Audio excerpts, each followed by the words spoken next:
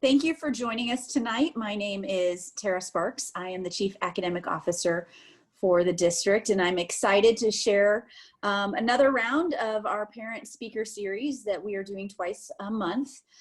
This one tonight, What Every Parent Needs to Know About iPads, is coming about as a result of our most recent technology board advisory. In our breakout group discussions, we talked about what families need, what kind of support is needed to help ensure virtual learning works well in the home. And iPads are very new for us, especially at the secondary level. We've had a lot of experience with them at elementary, but this is the first time that our middle schoolers have had iPads in a one-to-one device situation. And so there's a lot of a learning curve going on for everyone.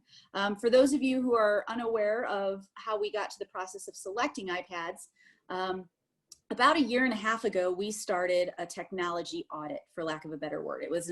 We had an outside agency come in and really give us an unbiased perspective of how we were using technology in the district and ways that we could improve technology usage and instruction related to technology. And one of the key elements of that was to move away from our Bring Your Own Device, or BYOD program, and into a one-to-one blended learning environment where students all had access to devices. So over the course of last year, we did a large-scale technology impact study where we had designated teachers who had professional learning and were implementing both Chromebooks and iPads and giving us feedback on what was the right fit at the various levels. In the end, we selected iPads for elementary and middle school and Chromebooks for the high school. And then in our current pandemic, we really accelerated the work we were doing around middle school iPads in order to ensure that kids would have the iPads at the beginning of the year, make sure that all students had equitable access to devices. So that's how we've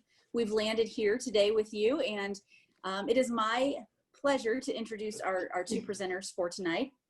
Kelly Horalek and Melissa Nussbaum, our two middle school instructional design coaches who are going to help you learn everything you need to know about iPads. So thank you, ladies.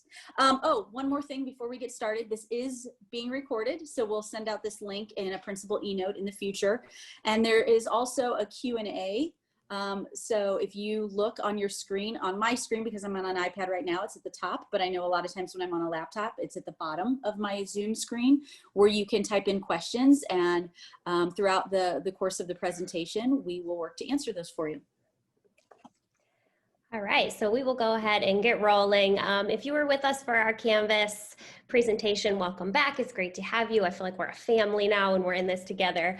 And so tonight we're gonna walk you through the iPads, and I have to chuckle because sitting next to me, I have like paper notes, my computer, the iPad, and the baby monitor. So I feel like this is kind of what our teachers are doing every day with their multiple screens and devices, and they're doing such an awesome job in asking them to learn everything there is about iPads in just a few weeks. They have risen to the task. And so hopefully we can share a little bit of that knowledge with you. So tonight there's a ton of stuff with the iPad. We're gonna go over the things that we think are really important for all of you to be able to help your child at home. And so we're gonna start by just going over the home page. What does that iPad look like when you turn it on? What's the first thing that you see? We're gonna talk about settings. There's a lot of settings on the iPad. We're gonna focus on some of the most important. So we're gonna talk about some of those accessibility features and the control center. We're gonna cover a couple of useful tools that are already embedded into the iPad: the timer, the alarm, camera, how to look at photos, and the Notes app. And then we're gonna share the split screen, so how to look at two screens at one time, and slide screen, which is a way that you can see all of your open apps and tabs at one time. And then a couple troubleshooting things. These are things that we've learned along the way. So things that we've kind of learned by experience and figured out little tips and tricks to kind of figure that out. Resources, we have some extra iPad resources for you. And then again, we have a Q&A. Go ahead and put your questions in the Q&A. We'll try our best as we go to either answer them in the chat, answer them as we go along. But if you don't hear your question being answered throughout, we will designate some time at the end to go ahead and answer those questions for you. So we hope this is helpful and we hope that you enjoy. I'm gonna pass it over to Melissa, and she is going to take us away with the overview of the homepage.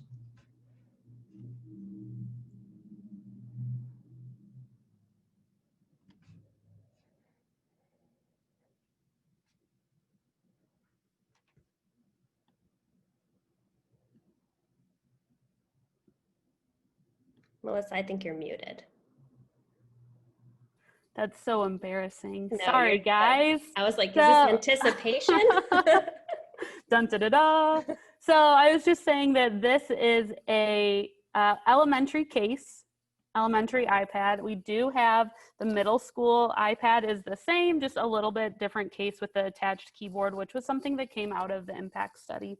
So for this purpose, I'm going to be using this elementary case. So this is a picture, or sorry, this is actually my home screen.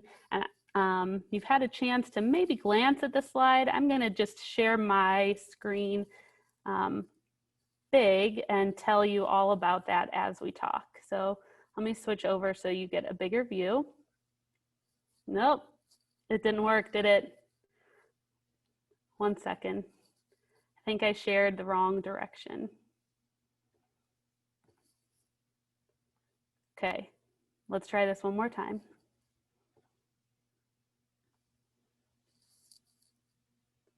Okay. No, one more time, sorry. You keep seeing me big. Okay, I'm gonna stop sharing my camera here. So we are all about troubleshooting. It's gonna work when I do it this time. No. Well, I'm gonna keep moving. And I'm gonna stop sharing my big screen and we'll figure this out. But for now, this is the home screen. It's kind of hard to see in this dark view, but the button here is called the home button. And when you double click that, it will always bring you back to the home, or I don't have any apps open now. So from the home screen, you have a lot of ways that you can customize it. So I'm gonna hold, this is called a long hold, and it's gonna make my apps wiggle. Do you see how some of them are wiggly and they have an X? So from there, I could drag them into folders. Could name that folder. I have a first grader. She doesn't need a lot of the apps on here, so we made a folder called Not Needed. And I dragged all of the things that she doesn't need right now. If I do that long hold, well, see, sometimes things are finicky. Sorry, I'm gonna start over. So if I make them wiggly and then drag them into that not needed folder, or maybe you want to organize things based on what they do. So I'm going to put all of my Google Drive apps together. Again, I'm just like overlapping things and they go into a folder. So that's one way that you might customize. I'm going to hit the home button and make them not wiggly again. The other thing to point out on this home screen is this bar down here is called the dock. And these three apps are currently showing the most recently used. But let's say that there is an app that your student uses every day. For example, I could drag down the Zoom. So again, I'm gonna do a long hold on that and I'm gonna just drag it down. And you notice on the dock to the left, there's a bar. The apps that are on the left side are always gonna be there. So that's really handy for apps that you know that your child or your student is gonna need every day. Maybe you want them to be able to have Gmail always down there at the bottom, and maybe their Canvas app always down at the bottom. So now my dock is customized. I've got the three on the left side that will always stay there, and then the three on the right that show my most recent. While I'm on the home screen, I'm also gonna point out the Manager app. Oops, the Manager app. In the upper left. And when your child turned on their iPad, they were already enrolled by the district. So this is like their version of the App Store, and they can come here to download district approved apps. What's really helpful to know here is that if you need to delete an app, let's say something's not working quite right, I can do that long hold, and I can either click delete the app or hit the little X and I can click delete. And now that app is gone. But let's say next week my teacher says I need that. I can go back to that manager. Nope, gotta hit the home button so they don't wiggle. Open the manager and I can download that app again. Or if it's not working and I wanna try deleting and reinstalling, that fixes a lot of problems that we have with the app. So then I just hit that reinstall update button, sends a command to the device, and then that app will reinstall on my home screen. So those are a few examples of ways that you can customize your home screen. The other thing to know, it's a lot. There are a lot of apps. So if you drag one finger down in the middle, that's going to bring up your search bar. So let's say you put some things in a folder and then you're like, where did it go? Where did Keynotes go? I'm going to show you that again. Downstroke with one finger, and then type in whatever you're looking for. Maybe I'm looking for an app called Keynote, and then I can press that and it will open. So those are a few things about the home screen. So now we're going to switch back to the slides, and Kelly will show you some settings, and hopefully when we come back to the iPad again, I'll have it sorted out. Yes, we're going to get this. We've been troubleshooting stuff all day, so we'll get this. All right, so what we're going to talk about now is the settings. So when you go in, if you look at the top right of your screen, we've put the app icon in the top right. So that's the app you're going to want to look for when we're talking about a certain app. And so when you're looking at your settings, you want to find that little app up there, and the settings has so much stuff. So I'm just going to go through a few things. When you click on settings and you open it up, this is what you'll see looking at the picture here. And so this will have the student's name, it will have their Limburg login. You can see that it will have their Wi-Fi information. So it'll share what Wi-Fi they're hooked up to, whether or not their Bluetooth is on or off. There's a ton of different things here, but some of the really important things that we're going to talk about are the accessibility features and the control center. Really quickly before we move on to that, just a pro tip. When you are on this screen, I don't have a live iPad, but if you were to scroll down, every app that's on your iPad is also in settings. So when you want to change something in an actual app or browser, you can do that from here. So for example, if you want to go into Google Chrome and you want to turn off the pop-ups, you can just find Google Chrome in your settings, and then you can do anything you want to do within that app there. So that's just something to realize, that in the settings are all of your apps and then all of the functions of those apps. So it's kind of like there's a lot of doors you can keep opening when you're going through the settings. So we're going to talk a little bit about the accessibility. So accessibility is really great because it allows students the opportunity to access material and content in a lot of different ways. And so it's broken up into 3 categories: vision, physical, and motor, and hearing. And so there are some different features for each of those categories. So the first option that you have, and if you look in the picture, you'll see where it says spoken content. And I just want to make sure I don't miss anything. Okay. So for spoken content, if you click on that, you can turn it on. And what that will do is it will read what's on the iPad screen. So if you're reading an article on your iPad, if you turn on spoken content, as soon as you click on it or highlight it, it'll give you the option for it to speak, and it will speak to you. And so it's like a read aloud. And so that's really great because students might need that, or if that is, just something that's helpful, then they can turn that on. There's a couple things about spoken content. Once you turn it on, you can change the speed. So you can make the voice talk faster or slower. You can adjust that as needed. You can also, the language, you can change the language. So there are a lot of different language options as well. And then you can also pick if you want the text to be highlighted, so you can kind of follow along with what's being highlighted and what's being spoken. So that's a really great feature. So you can go in and play with that. A pro tip for that at the bottom, which we found out today, is that Apple trainers usually suggest to use the voice Alex. His smart features are a little bit more advanced. So for example, he can tell the difference between the doctor and drive. So that's kind of cool. So just if you want to, you can switch it over to Alex. That's just a tip, but I don't think it's going to default to Alex. So another thing that you can do is play around with the display and the text size. And so this will just make your text either larger or smaller. So that's also helpful. You can make your text bold. Another thing that you can do that's cool is invert the color. So if the bright screen is really bright in your eyes all day, you can invert that and make the screen darker. And that's also helpful. You can also turn on auto brightness, which if you turn on auto brightness, basically every time you switch rooms, depending on the lighting of that room, it will adjust your iPad for you. So that's kind of neat. So these are just some tools that are just helpful to access things on the iPad. And then the nice part is they're all just built in. It's not something extra that the students need to have or download. It's all right there. You just kind of have to go through and explore. The voice controls, that's also helpful. This allows you to use your voice to control your iPad. So it's kind of like Siri. You can say, iPad, open the Notes app, or iPad, go back, or iPad, go home. And so you can turn on those voice controls, and that's another cool option. If you were in our Canvas training, we talked a lot about personalizing what works for you and your family. And so this is another great example of that. When you're looking through, go into settings, go into accessibility, and just explore and see what there is, and see, depending on, you know, whether you have one child or multiple, what works for different people, and you can really customize it and make it your own. So that's pretty cool. I'm gonna try this again. All right, we got this. We're going to talk about the control center next. So somewhere there was an option that I am forgetting about to change my camera. Was it in your advanced sharing settings? Yeah. Let's try this one more time. Ah, found it. Yay! Nope.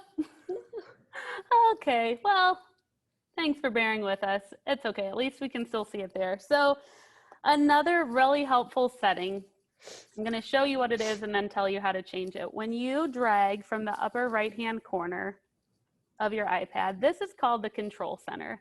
And this is for settings that you want really easily accessed. So if we go back to those settings that Kelly was showing you, down underneath General, you can click Control Center, and then on Customize Controls, you can tell the iPad what you want to appear in there. So again, there's a whole list of different things depending on what you use your iPad for, or your student uses it. But I wanted to point out something that is super helpful as we think about helping kids take ownership of their learning, and that is the function of the timer and the alarm. So two things that we've noticed with students both in elementary and middle school that are really helpful. If I click that icon on my iPad, I can set a timer, and they can set timers in Google, or there are apps for that. But the great thing about this timer is that it's going to ring over whatever apps they have. So the problem with Google is if you close out that tab, that timer turns off. So this timer will stay on for whatever I'm doing. I'm going to set it for 10 seconds, and you can see even if I navigate away from this screen, let's say I open Canvas to check it, I'm going to get an alert. Uh-oh. Oh, there it is. So at the top of my screen, I see an alert, and I also hear a sound. So that timer is really helpful. Let's say a teacher has given them an assignment and then said, go work for 15 minutes and come back. The timer will be helpful. Or if they have a 10-minute break or a half-hour break for lunch, they can set themselves a timer. The other great tool up in my control center, and see it's a little finicky. I'm going to hit, again, that timer icon, and I can, down at the bottom, go to alarm, and you can set daily alarms. So this, again, really helpful. You could maybe set an alarm. If up here in the upper left-hand corner, I can click edit and change these. Let's say I'm going to set it for my first class at 9 a.m., and I'm going to set it to repeat every weekday. And that way, and I click done, and that way every day at 9 o'clock, I'm going to get an alarm from my iPad that it's time for class to start. And you can see you can add a lot of alarms. So maybe you set one for each one of your class periods, or whenever you or your student need reminders throughout the day. It's a great tool to teach your students so that they can be a little bit more self-sufficient and take some ownership. Other fun things to put in your control center, this is a screen recording. So as students are thinking about ways to show their teacher their work, this is now up in the right-hand corner. I've got a little target. This is recording everything I do on my iPad. And then I can stop screen recording, and now it's going to go to my photos and my camera roll. So that's a really great tool, especially if they're trying to submit a ticket or show their teacher, like, I'm trying to turn in my assignment, this is what my screen is showing. That's a great way for them to record what they're seeing to communicate that for help. So speaking of camera, we're going to turn it back to the slides, and Kelly's going to show you a few other tips for your camera. Okay, so I think the camera might be my favorite feature of the iPad. I feel like it's the underdog. Like it's so simple, but it has so much power and can do so many things. So if you look in the top right corner, the camera app is just a little camera, and it does a whole lot of stuff. So takes photos. So you can take photos of assignments. So maybe you are doing something paper pencil and you're writing something out and you want to submit it to your teacher and you can't actually hand it to them. You could take a picture with your camera and you could just upload that photo and then your teacher has the work. Maybe the teacher's asking students to take pictures of something around the house, like go find a simple machine in your house and take a picture of it. So there's just really cool ways to utilize that camera. And then you can also flip the camera so that it's facing you. So maybe a student is recording something for their teacher and they could do it that way. So they could do video recordings for assignments as well.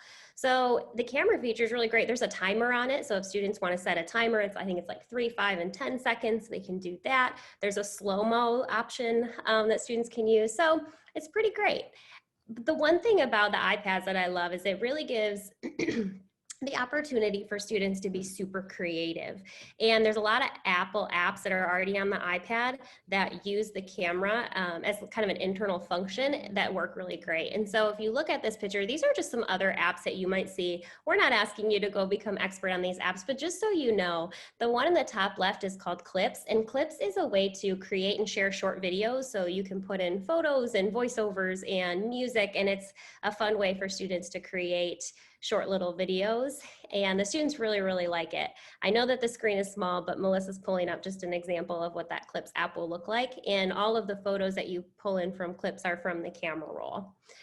Another app that is really great in the top right is iMovie. Students can create their own movies. They can drop pictures in from their photos, and they can add music and titles and create their own movie, and it actually does a pretty good job, pretty high quality. Ooh, we got some little tutorial at the bottom. Another way that you can use the camera in the bottom left is GarageBand.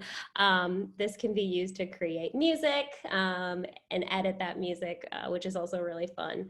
And on the bottom right is called Photo Booth, and it's just like it sounds. It's like a photo booth on the computer as opposed to like the big photo booth machine. So you can take pictures, customize them, add photos, and it's kind of fun. And the really great thing is all of this is already on the iPad. So often we want to like find other apps that do this and do that, and really the camera is kind of something that just is the whole package. It allows students to do really simple things, but then it's also kind of embedded into these other apps that allow students to be really, really creative.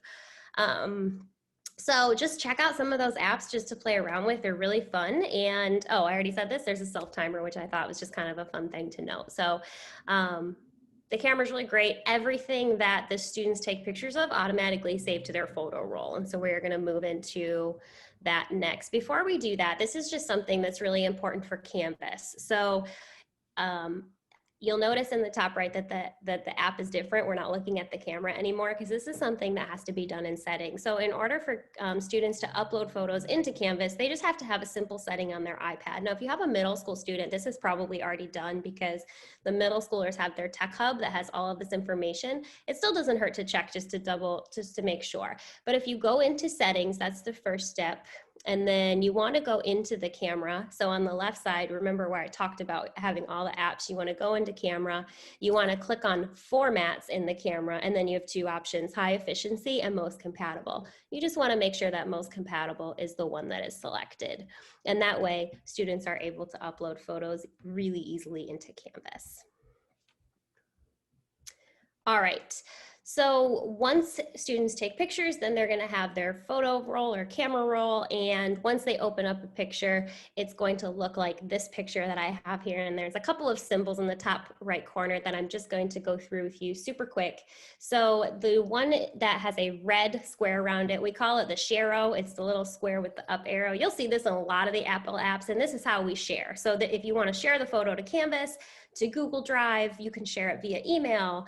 You can share it to a lot of other apps, but that's how you do it. So when you're sharing a photo, you're just going to use what we call the share-o. The circle heart, that is favorites. So if you have a favorite photo and you click on that, it will favorite it. So it'll keep that little heart on your photo, and it will also put it into a special favorites album. So you have those all in one place. And if you want to delete the photo, you can go ahead and put it in the trash. And then the best part is the edit button. So if you want to do more to your photo, not just have it as is, you can click edit. And then in there, you have the option to, let me click I think I have a better one. Yes. Okay. So once you click edit, you get this. So what you see on the screen. So you'll have some options. So if you look to the left of this photo, you'll see that there's an option to crop it. You can adjust the brightness. You can add filters, some of those general things that you can do with most photos. But one of the really cool things about photos in the iPad is the markup tool. So if you look at the top right of this photo, where that yellow box is, there's a circle with 3 dots. And if you click on this, this allows you to mark up your photo. And it's exactly how it sounds. It gives you some, it'll give you a little icon of drawing tools, and you can do a text box. You can add a text box right to your photo. You can add shapes. You can add, you can take your pencil if you have a stylus. This will work really well. You can draw, label. So if you have a photo and you want to label the parts of your photo, you can go ahead and you can do that. If you have, when I used to teach reading, I would have texts, and I would have the students find different parts of the text and annotate it by using the markup tool. They could underline certain parts and then either write their annotations in text or using the stylus. And then once you click, I don't know if you can see it on here. Oh yeah, in the top right, it says done. Once you click done, any annotations or markups that you've done to your photo will automatically save into your camera roll, and there'll just be a picture in your camera roll. And then you can go ahead and use that Sharo to upload. So Melissa's giving us a little kind of mini preview at the bottom there, which is helpful. So the markup tool is actually really great. And again, it's nothing extra. It's just something to go in and to explore. So students have pictures, they want to, write some notes, do some drawings, add some text, enhance it a little bit. That's a possibility with the markup tool. All right. Anything else on that I was missing that you want to add, Melissa? I don't think so. I think that's great. Just that this is a really great place for kids to be creative. And I'm going to switch to my face here. A huge benefit for teachers and students with the iPad was the ability for them to create and do different things. They will have the rest of their lives to work on word processors or do the business side of things. But the iPads offer them so much freedom and so much flexibility in how they create and share things. So we're really excited about teaching both students and teachers how to use some of these functions. Okay, so the next thing that we're going to talk about really quickly is just one more app that we think is worth sharing, and that's the Notes app. So this is basically just it's like a digital notebook or a digital binder. So if you think about kids walking into school, if they were actually walking into school, they might have a binder with all their folders and all their notebooks for all their classes. And so this is just a way to do that digitally, so digital note taking. If you do have a middle school student, there's a how to use Notes app on the Tech Hub, but generally you can create different folders, and then within each folder you can create a note, and you can use this in a number of ways. You can just take notes for your class if you want to. You can add checklists, and the checklist part, so I have an example checklist in the photo. The checklist part is cool because if you actually get something done, so maybe you're making a task list for a project, you can actually check them off, and it will give you the option to move the finished things to the bottom. You can insert tables, you can insert photos. When you do have the option to use your camera here, and you have a couple options. You can scan a document. So I, as an adult, use the Notes app to scan things because I don't have an actual scanner, but the Notes app has a scanner in it. And you can also open up your camera roll and take a picture of something, and then it will go right into that note, or you can pull something that's already from your camera roll, which is really cool. You can also, again, draw. So there's an option to draw. You can use the stylus, you can storyboard if you want to create a story or write a story and you want to draw out what that story looks like. The Notes app is really, really great for that as well. So this is just something, again, it's a digital notebook. It's embedded in your iPad already. It's nothing extra. And there are so many features between being able to type and draw and do checklists and do tables and add photos and annotate those photos. And then if you notice in this picture, you see the Sharo, and then you can then share that to wherever you want to share it to, whether that be Canvas or somewhere that the teacher is telling you to. And then if you look in the top right, the Notes app is just a little, looks like a little piece of notebook paper. One cool thing about that is you can add collaborators. So if you're doing a group project, as long as the other collaborator has a Lindbergh login, you can collaborate and both work in the same note at the same time, which is pretty cool. So it's really versatile. It's not just for written notes. You can do a lot of different things with it. And then again, you can create folders so you can organize by class. or any way that makes sense for you. So it's a really great tool. So I'm going to pass it over to Melissa. We're going to talk about the opportunity to split screen and slide screen. I know, call me crazy, but I'm going to try this one more time. Content from second screen. No, man. But way to are the persevere. I know. Maybe you are the second screen today. Well, that's where I think I'm messing up the order of how this went, but you know, that's okay. Weird. Sometimes technology is weird. Sorry, Dominic and Sandy. I said it. There, I said it. It's weird sometimes. Okay, so going back to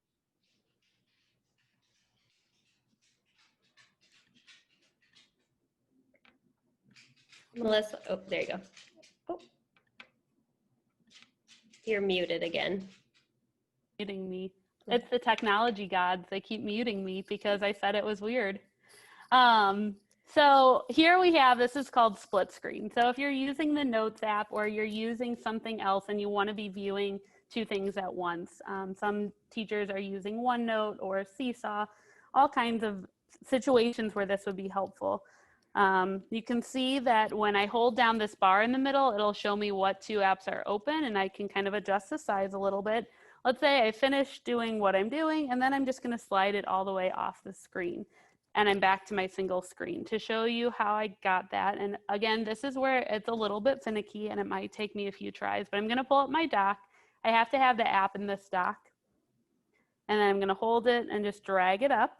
If I leave it here, you notice it's a narrow rectangle. If I leave it here, this is called slide screen. And I can move this smaller screen around.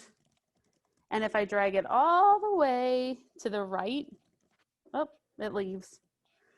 That happens sometimes too. If I drag it, if I drag it all the way to the right, then, and it brings this black bar, that's when it's going to go into that split screen and share equal real estate on my screen.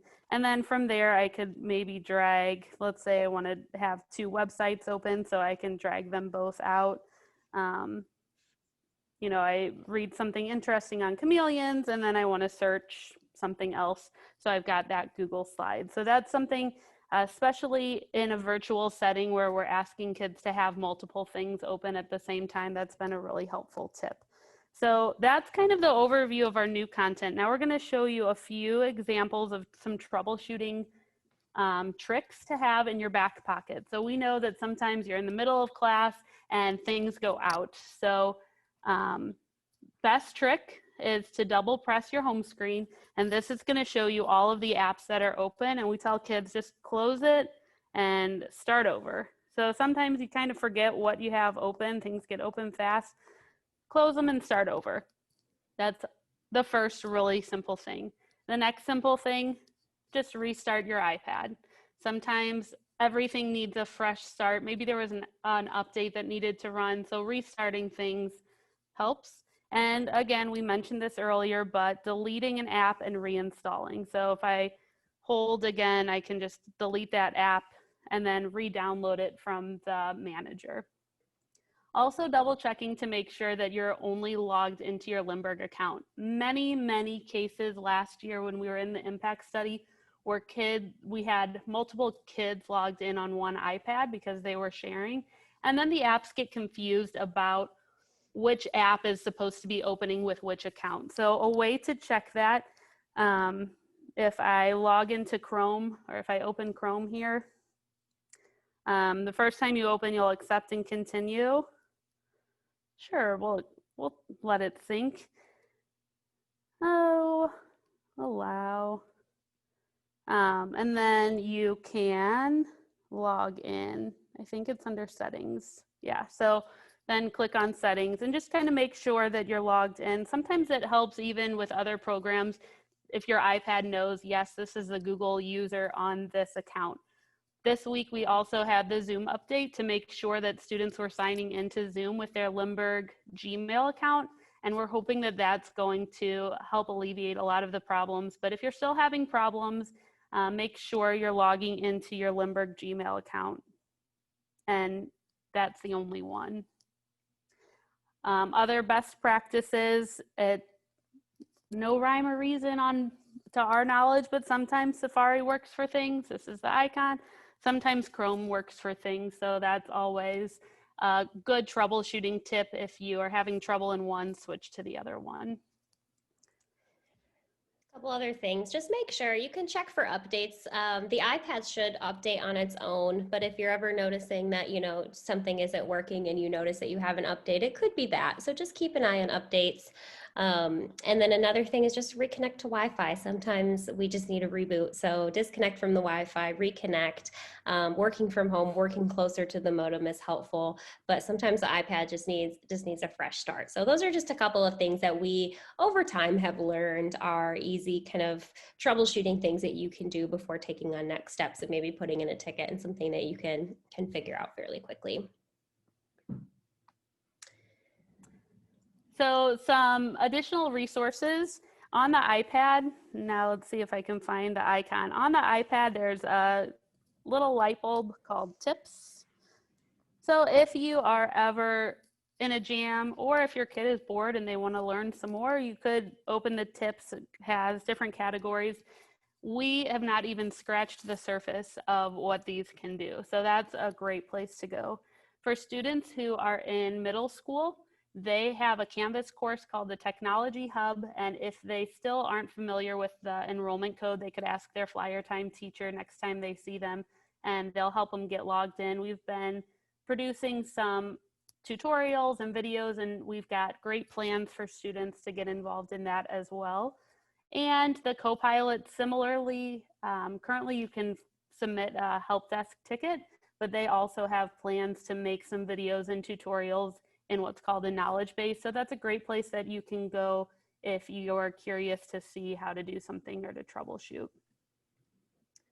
So if you have some questions, you can put them in the question and answer box, and we're looking at those.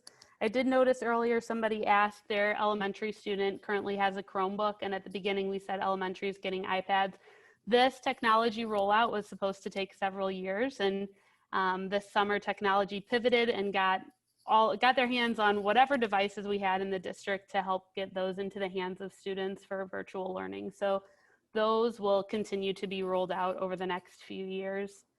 But for now, some grade levels have iPads in elementary and some have Chromebooks.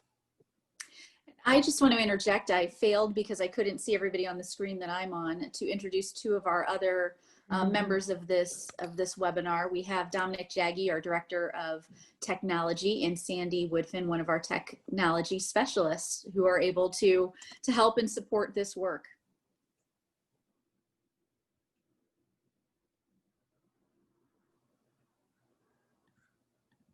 So let's see if there are any other questions for us. Someone is asking about something that we talked about that didn't show up on their screen, but I'm not sure at what point that question came in. So if we haven't answered your question, if you want to put it in the chat again, we'd be happy to show you something again or help you troubleshoot why it might not be showing up on yours. Something else that came up in our house was sometimes when my daughter logs on to Zoom, the wheel kind of spins and it struggles to connect. And sometimes it's good to be patient and let it load, but other times we found that we just need to leave the Zoom and come back in. So never be afraid to close something and open it again.